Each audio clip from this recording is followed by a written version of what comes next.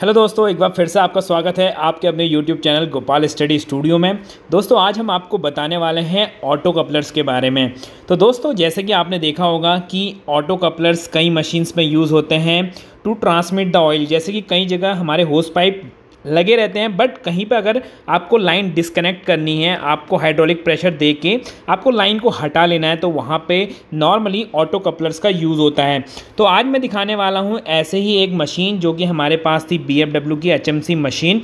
वहाँ पे हमारे पास कई ऑटो कपलर लगे हुए थे to transfer fluid for different operation like clamping and stoppers and more other functions. तो यहाँ पे देख सकते हैं जब हम ऑटो कपलर्स यहाँ पे लगे हुए हैं पूरे चारों तरफ टेबल के, तो यहाँ पे ऑटो कपलर ये नॉन लीक ऑटो कपलर हैं। यहाँ पे अगर ऑयल की सप्लाई आप करते भी हैं तो इसमें से कोई लीकेज नहीं होगा जब तक इसका मैटिंग पार्ट इसके ऊपर बैठ ना जाए।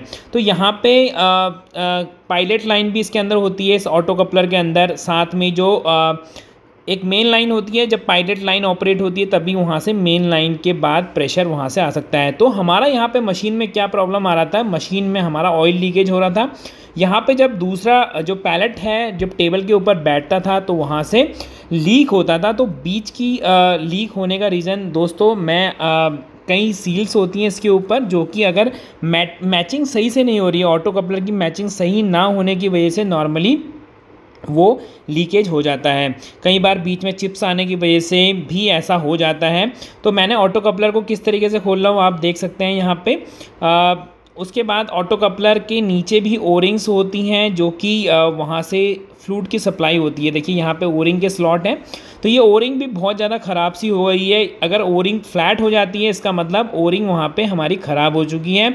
तो यहाँ पे मैं देखिए ऑटो कपलर को किस तरीके से निकाल रहा हूँ। मैंने ऑटो कपलर के मेन पहले 4 बोल्ट खोल दिए हैं, उसके बाद 2 जो इसके जो इंटरनल असेंबली के बोल्ट थे उसमें से एक बोल्ट को खोल के मैं पुलर से निकाल रहा हूँ, बिकॉज़ यहाँ पे इनको बाहर निकालना थोड़ा सा डिफ़िकल्ट हो रहा था।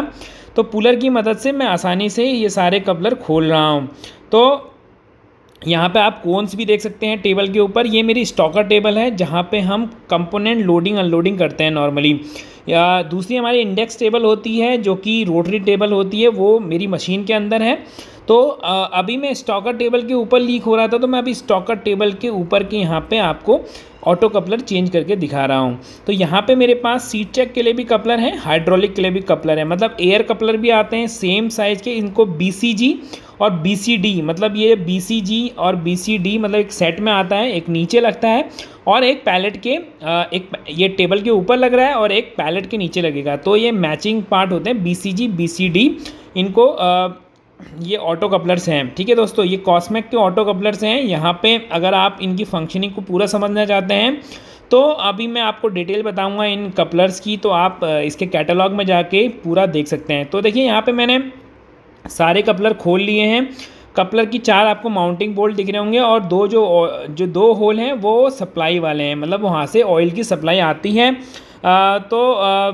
इसमें आप जो 2 होल हैं उसमें एक आप ऑयल दे सकते हैं, दूसरे से आप एयर सप्लाई करके ऑटो कपलर क्लीनिंग के लिए भी हवा दे सकते हैं। दोस्तों मेरे हाथ में बिल्कुल नया ऑटो कपलर यहाँ पे आप देख सकते हैं जो कि स्टॉकर टेबल के ऊपर हम लगाएंगे।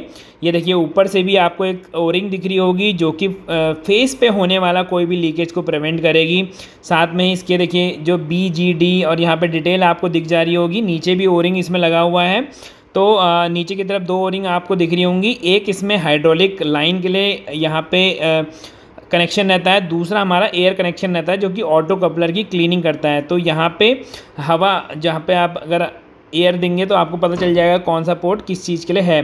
तो लगाते वक्त हम ये ध्यान रखेंगे क्योंकि नॉर्मली कुछ भी जब हम इसको पुश करके लगाएंगे अंदर तो ये कटे और स्मूथली फिट हो जाए, तो उसके लिए हमने यहाँ पे सबसे पहले टेबल की क्लीनिंग करी थी। उसके बाद यहाँ पे ग्रीजिंग, इसको जो भी ओरिंग वाले हिस्से हैं हमने वहाँ पे ग्रीजिंग कर दी थी।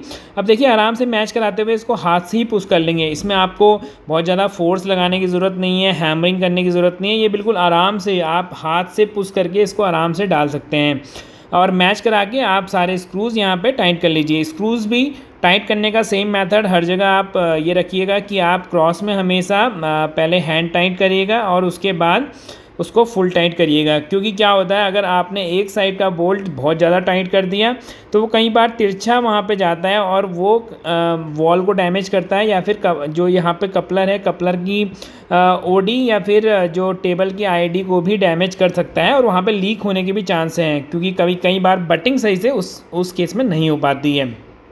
तो देखिए इस तरीके से 1 बाय 1 सारे टाइट कर लेंगे। सेम मेथड है, सारे कपलर सेम है, तो सेम तरीके से ही सब में जैसे हमने ग्रीस अप्लाई किया था वैसे ही हमने सभी ऑटो कपलर में यहाँ पे ग्रीस अप्लाई कर देंगे।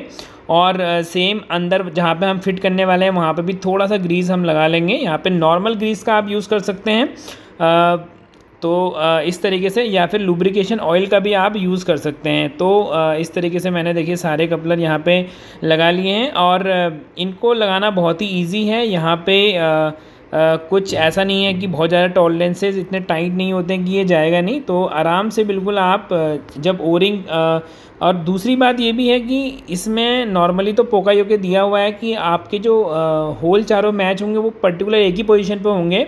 साथ में आप ये भी ध्यान रखिएगा जो होल जहाँ से ऑयल की और एयर की सप्लाई है वहाँ पे जाके वो ओरिंग कवर करें उसको। तो देखिए यहाँ पे मैंने सारे ऑटो कपलर लगा लिए हैं। यहाँ पे 2 ऑटो कपलर जो एयर के थे वो मैंने नहीं चेंज किए हैं, बाकी क्योंकि मेरा यहाँ पे ऑयल लीक का प्रॉब्लम था तो मैं साथ में नीचे के भी ऑटो कपलर यहाँ पे चेंज कर रहा हूँ। नीचे मतलब पैलेट के जो नीचे लगे हुए हैं, तो ये 2 हिस्सों में मैंने बताया था, जैसे कि एक टेबल के ऊपर लगा रहता है और दूसरा पैलेट के नीचे। तो पैलेट के नीचे आपको पुलिस्टर दिख रहे होंगे, जो फीमेल पार्ट दिख रहा होगा, जो कोन का मैचिंग पार्ट आपको दिख रहा होगा।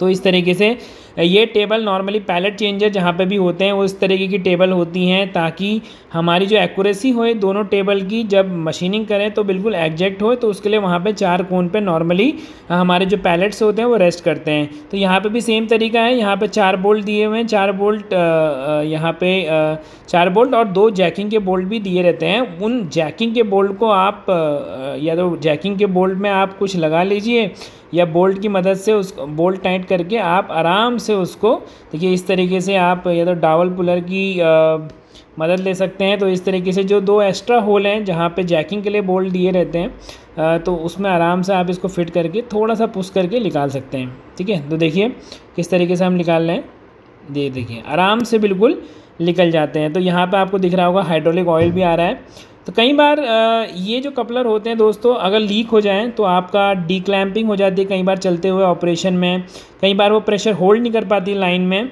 तो ये बहुत ही इंपॉर्टेंट है कपलर्स, अगर क्योंकि कपलर्स नॉर्मली डिस्कनेक्ट हो जाते हैं, एक बार सप्लाई जब जाती है ऑयल की तो उसके बाद डिस्कनेक्ट हो जाते हैं।